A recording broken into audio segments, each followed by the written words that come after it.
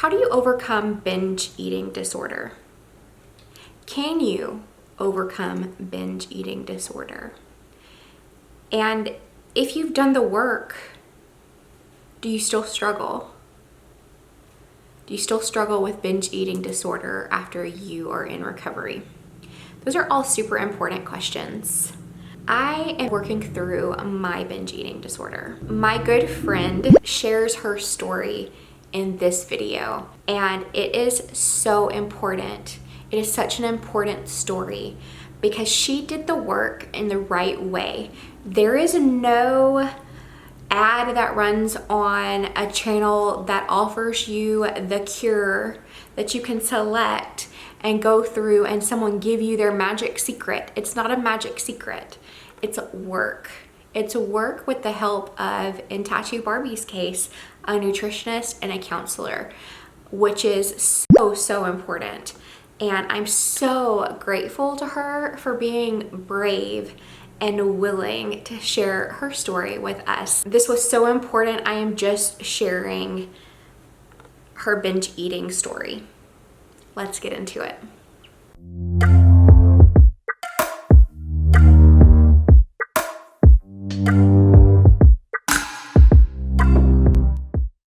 Up one day, I saw a YouTube video about a girl talking about like her binge eating, and it just kind of resonated with me.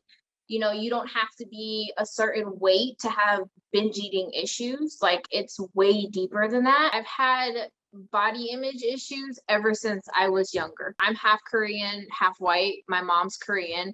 Most Asian parents have a very kind of strict mindset of what they want their kids to look like, where they want them to work. It's very like a traditional Korean belief. People remember my mom specifically like going with my friends to like a dressing room and her being like, "Why aren't you skinny like your friend?" And I was not overweight when I was younger. I've just always had a big butt. And I struggle with IBS ever since I was very young. So I would vomit a lot from the IBS. So my cheeks would swell up really bad from that. Because it's just like so I always had body image issues. So I struggled mostly with yo-yo dieting from 16, 17 till recently. I just woke up one day, I saw a YouTube video about a girl talking about like her binge eating, and it just kind of resonated with me. Because some people don't realize that you don't have to be a certain weight to have binge eating issues. Like, it's way deeper than that. And seeing this girl that looked very similar to me having those issues, I was like, I need help. The binge eating, I felt empty. I felt like my grandma's passing was kind of like the tip of the iceberg that just made everything kind of downward spiral for me. And like how you said, it's like you're punishing yourself, but for me it was like punishing myself but also be like, well, you deserve it, it's okay. So it was kind of like a back and forth thing, like, oh, I hate myself and I just don't care anymore, but also, you had a rough day, it's okay, just keep doing it. And it was really hard for like, I was kind of secretive about it, like I'd be getting dinner ready for me and my husband, and we'd like portion size for him and me, but I'd be eating a lot before I even went to the, living room to eat, because we like to like watch TV and, eat or whatever. So I was stuffing my face with food and then eating more. And then I was always just like, I felt like if I wasn't eating, I was thinking about my feelings. So I was just constantly like, always there was a bag of chips on the couch. I'm always eating chips, and then I'm like, oh, I want something sweet.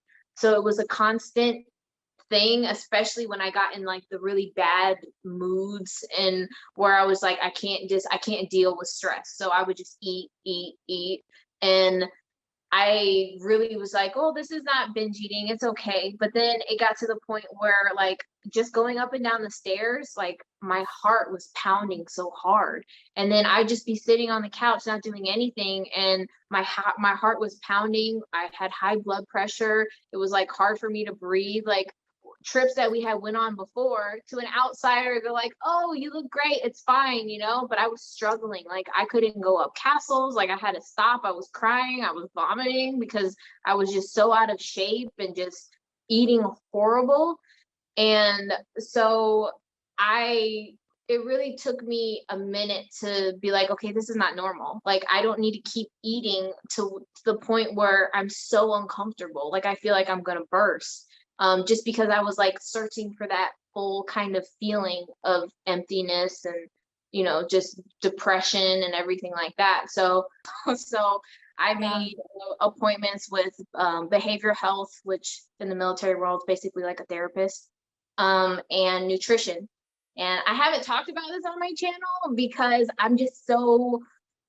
I'm worried about the reaction I would get. Like, if it would be positive, because I feel like your channel is so positive and like all your, like, of course, everybody gets like hate or whatever, but I just feel like you radiate positivity. And I feel like your community is very positive in supporting you and uplifting you. So like, I feel a little bit more safe here because my channel can be a little bit scary sometimes in the comments. So it's a very mixed melting pot of different people. So I'm just kind of scared what the reaction would be, because my big thing is I don't want people to think I'm perfect, but it's hard for me to let people that don't know me, like, I'm flawed.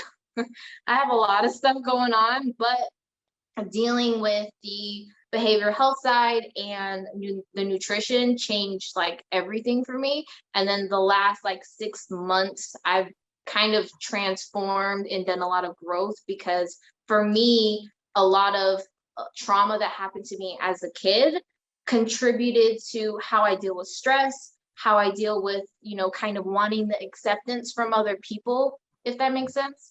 Yeah.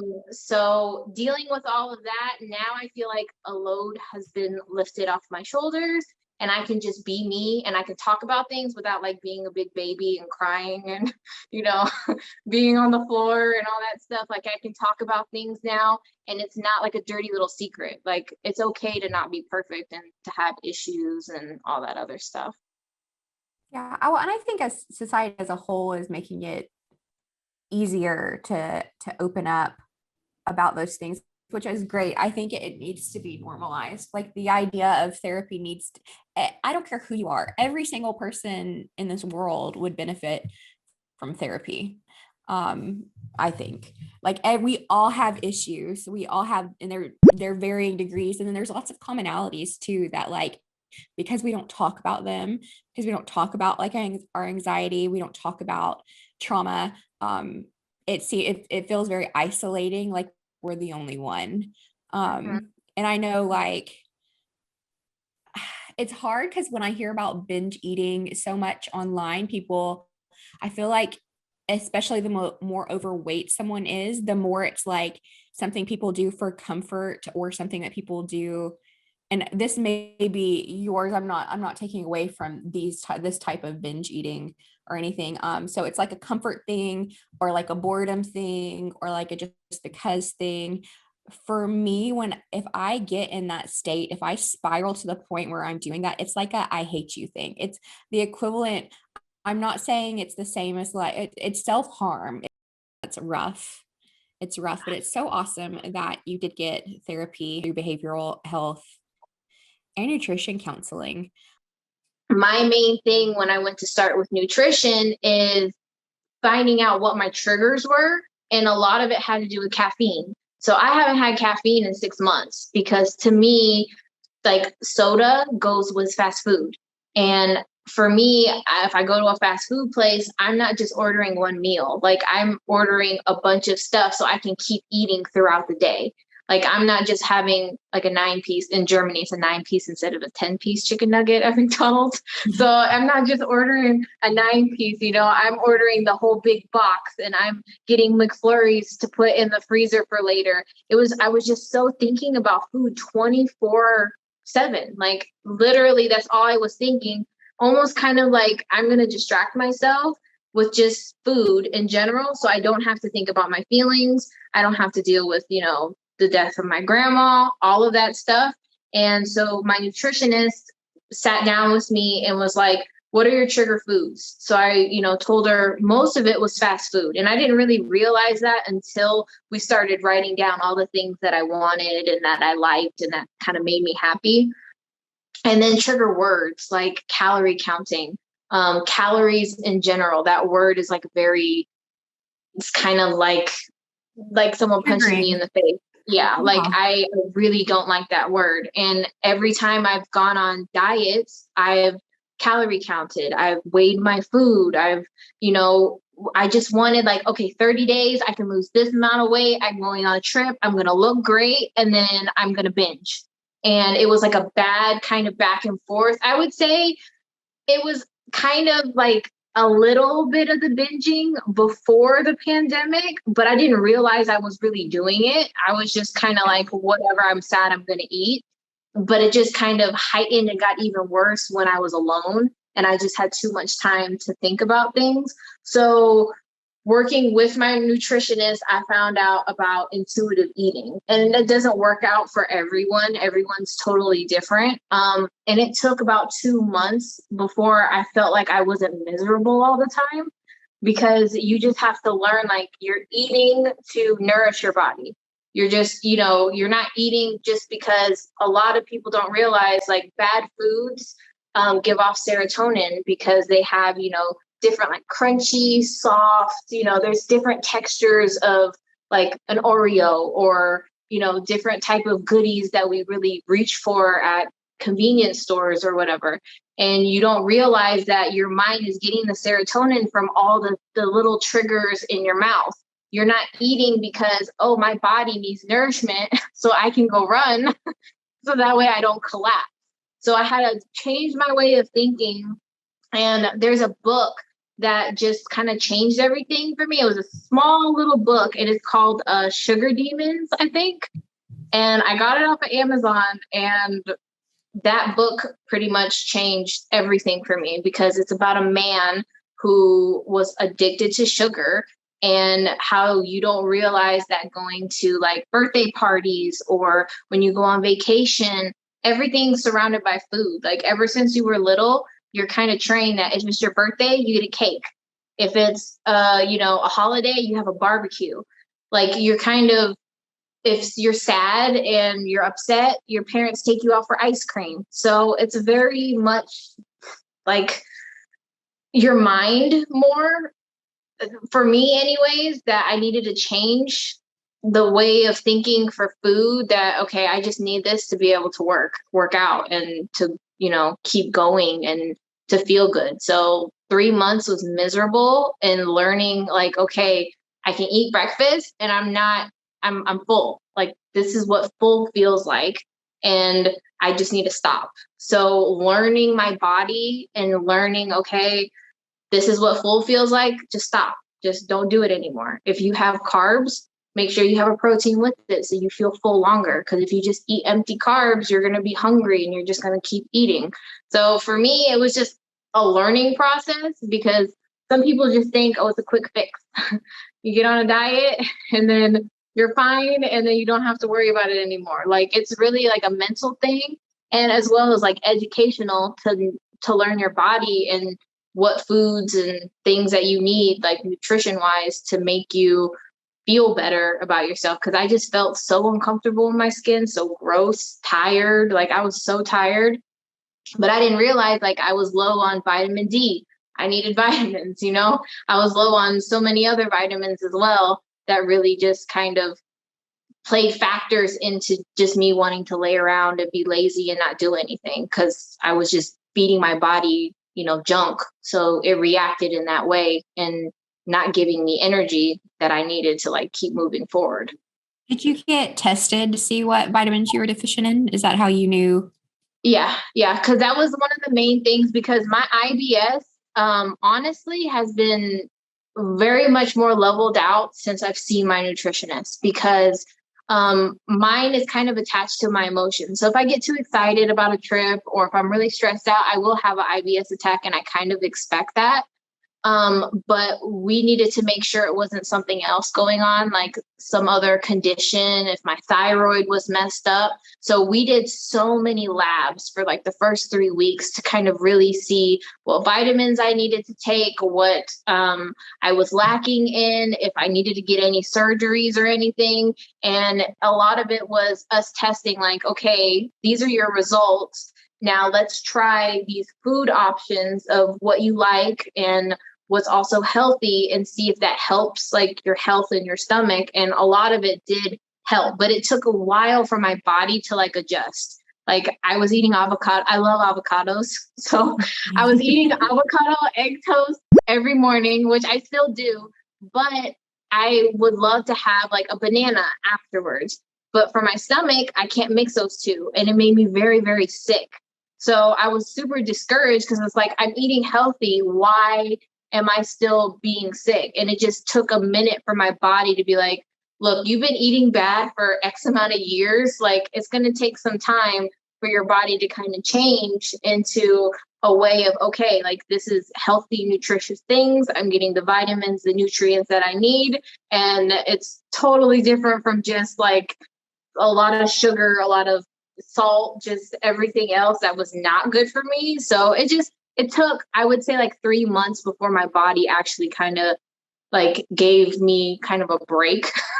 So Yeah. it's definitely, it's hard. Like if you want like a healthier lifestyle, it's a forever thing. Like it's not just, a month and it's done, or a year or 2 years. It's like constant. If you want to keep a healthy feeling body, you have to keep at it. It's not just something that you can be like, oh, I'm good now. I'm just gonna, start over and eat whatever I want. Like you can still eat what you want.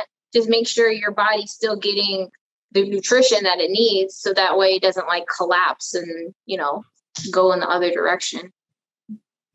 What was that book you said? You said Sugar I think it's called Sugar Demons, I think. Demons. Okay.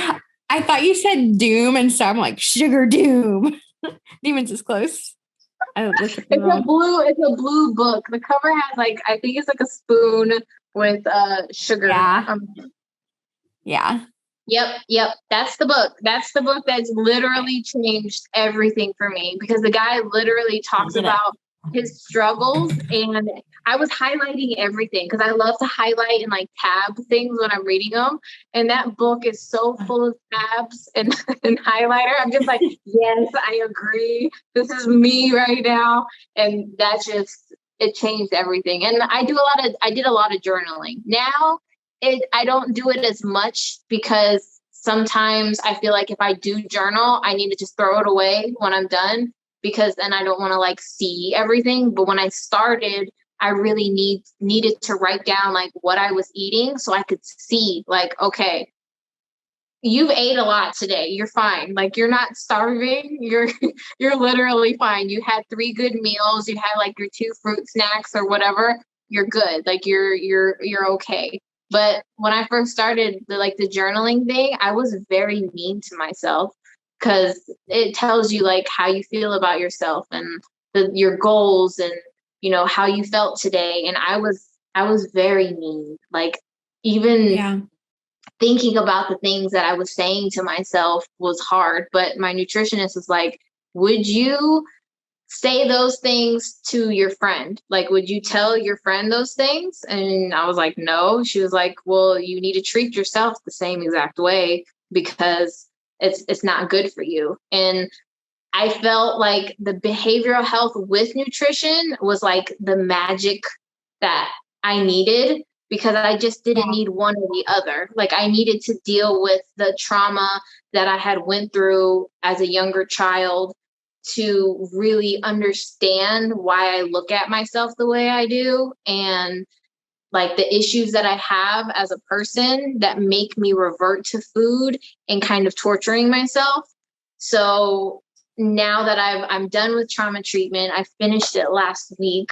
So I feel like very refreshed and good. I'm like, oh, I made it through it. It was so hard. It was like one of the hardest things I've ever done. But I hate that there's such a stigma around like getting help. Like there's nothing wrong with getting help. It's not embarrassing to say you go to therapy. I'm just like, I'm bougie. I need a nutritionist. I need a therapist. There's nothing wrong with treating yourself. Some people do Louis Vuitton bags.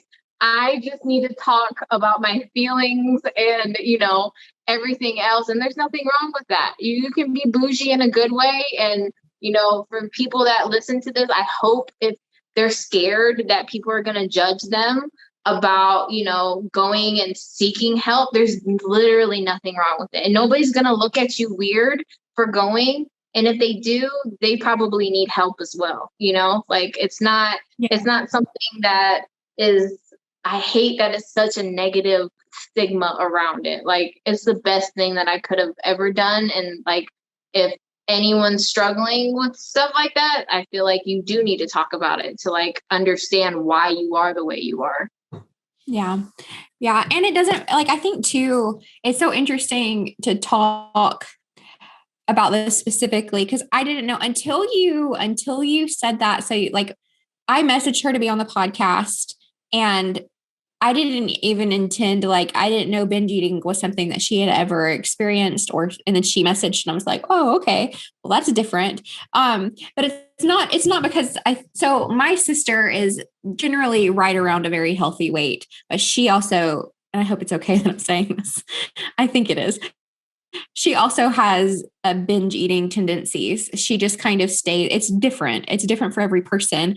But I say this because it's so important not to like presuppose, or like everyone goes through things. It's most of the issues that we individually face are so common. So many people go through that. I wouldn't have guessed. And I think too, because you were going through therapy and you were working on yourself, I like what I had been seeing like on Instagram and stuff was just you kind of becoming more powerful and into your own, like with what you were posting.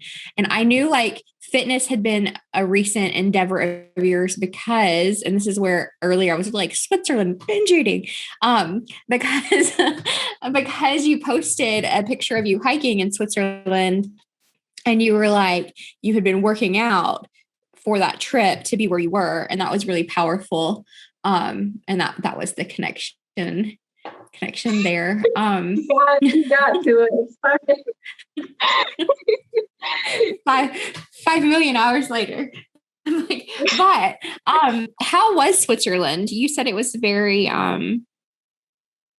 powerful place to visit. So it's expensive. It's very expensive.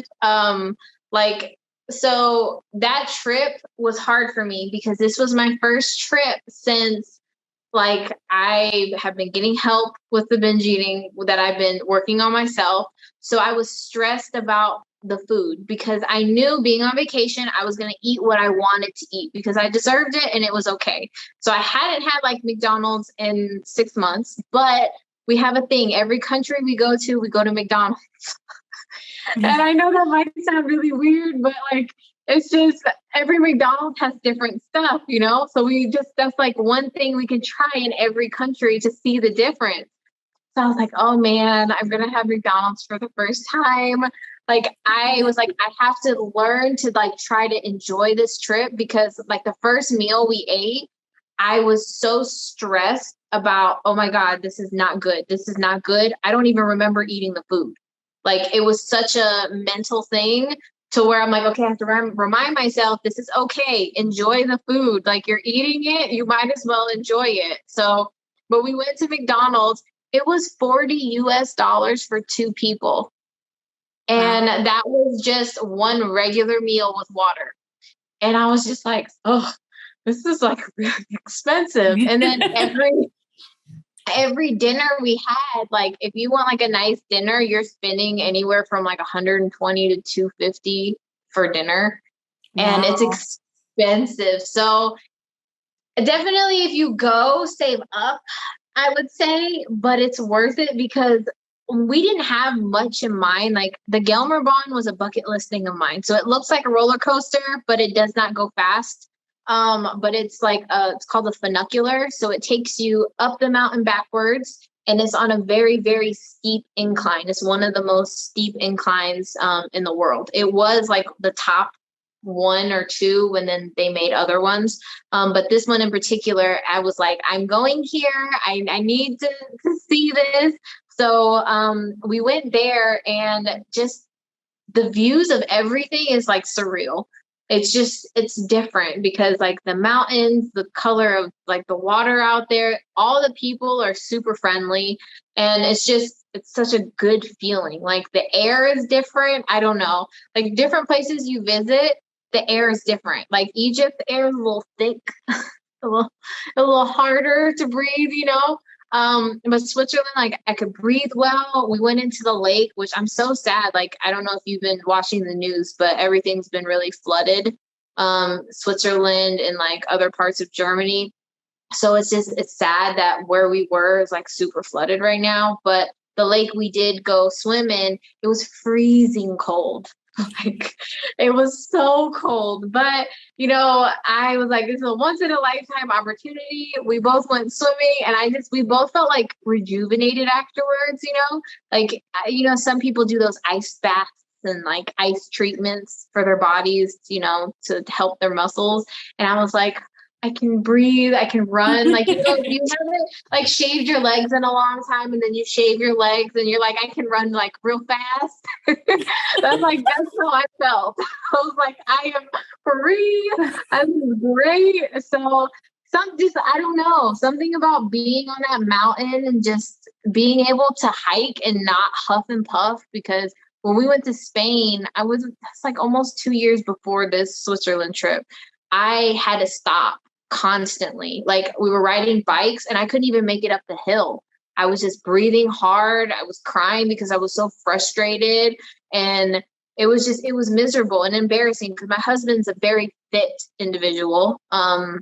He takes very good care of himself. So for his wife to be, crying because she can't make it up the hill was very embarrassing to me. Like I was mortified. I was like, wow, like I literally can't physically make it up this hill just to go when I'm the one who planned this, So for me, working out and not only, to be happy with what I see in the mirror, which is still a struggle for me. I wanted to be able to have the endurance to be able to do things. Like it was more about strength for me this time than just vanity. Like, of course, everybody wants to look good, but my thing was like, I need to make sure that I can go up this mountain, I can go down the mountain, go back up again. And I'm not, crying that, oh, we need to stop, or, oh God, like just being so upset. So to be able to hike, and my husband was so patient. He was like, when you want to turn back around,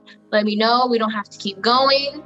And I was like, all right, it's time for us to go back up the mountain. That's when it was a little hard. I had those little sticks to like help me like catapult myself up. So, but it was great. I loved that trip. It was amazing, and I needed that. I am so grateful to my sweet friend for being brave, for putting her story out there for the world to learn from and benefit from. You don't know what somebody else is going through. It's easy to be where I'm at my weight, and discredit maybe someone who doesn't pack on the pounds like I do, and that's not acceptable. It's so important to be kind, because you never know what other people are going through. Sometimes other people don't even know what they're going through. I really believe one of the initial phases of dealing with binge eating disorder is a level of denial, which Tattoo Barbie shared that at the beginning of her story, that she didn't really understand it. It took somebody else sharing their story. Stories are so powerful. And Tattoo Barbie, I am so grateful for you. And you on the other side of the screen who's currently watching, I am so grateful for you. You have created a safe place that doesn't just allow me to share my story, but empowers and encourages other people to share their stories. She said in this video, she feels safe sharing her story here because of the uplifting and kind community that exists within the comments. And you are just you are a beautiful, wonderful human. Thank you for encouraging and loving me, and thank you for encouraging and loving each other and building each other up in the comments of these videos, and creating a space where a creator feels comfortable coming on my channel and sharing something so deeply personal, sharing stories of her trauma. It's very powerful. I'm grateful for you. It is linked below. It was tagged throughout the video, and it is on the blog post wakeupbright.com. It is unlisted on YouTube, so the only way you can get it is through the link. It is also listed or linked in the community page of my channel. Please go check out Tattoo Barbie's YouTube channel. She's hilarious. Her videos are so fun. She's beautifully artistic and inspires me in so many ways. So grateful for her. The podcast was so much fun, and I am so excited to see you for Weigh-In Wednesday. So love you. Bye.